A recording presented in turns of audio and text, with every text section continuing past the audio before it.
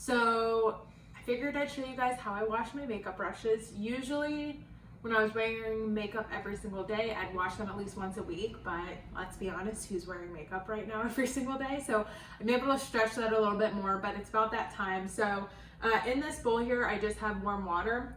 And then what I'm gonna add in is Castile dish soap. It can also be body wash and several other things, as I've mentioned in some other previous videos. And I'm putting in about 2 tablespoons or so. You could also use Thieves dish soap. And as you can see here, my makeup brushes are dirty. So I'm gonna now put them in there. And same with my sponges, which as you can see are also discolored. And I'm just gonna put them all in there and squeeze them a little so they get the water. And I'm gonna let them soak for about 3 or 4 hours, just like you would if you had a stain on your clothes. You want to soak them to try and really get out the stain. That's exactly what I'm going to do with my makeup brushes here. And so I just got back from showing some properties, and it's been about 5 hours, so a little bit longer than 3, but that's okay. I mean, I'm just letting these soak. And as you can see, I mean, great example of how absorbent my sponge has gotten. Look how big. I mean, that is just filled with soap and water. So I'm just going to squeeze that out, put some more hot water in it, let it soak back up a few times, rinse it back out. And I'm going to do that a few times, but you can see the difference in the color from the sponge. Now, another good one that's going to be a great example is this is a powder brush. So this was originally tan, and as you can see, it's white again.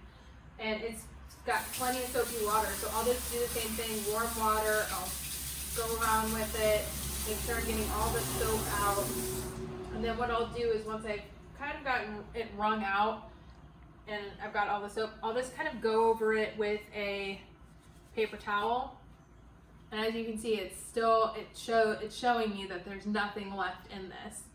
So once that's done, I'll just leave it off to the side and I'll let it dry overnight. Now the sponges will probably take a little bit more than a day because they're wet and they're absorbing a lot more.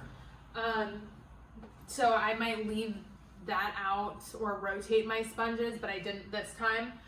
So I'm going to do that for all of mine. And some of the really important things to remember is if you are spending all this extra time washing your face, cleaning your pillows, buying expensive serums, you know, to help with your skin, to help with preventing acne, it does not make sense to take a makeup-ridden brush that is continually getting caked on with product on your face. So say you wake up and you've washed your face from like just dirt and debris that's happened from the night before. You put on your lotion, you put on your serum, you've done your toner, you know, whatever your skincare routine is. And the first thing you do is take your sponge that you probably haven't washed in a month to go underneath the most sensitive part of your eyes. It just doesn't make sense. And I'll have a whole slew of other benefits to washing your brushes more regularly.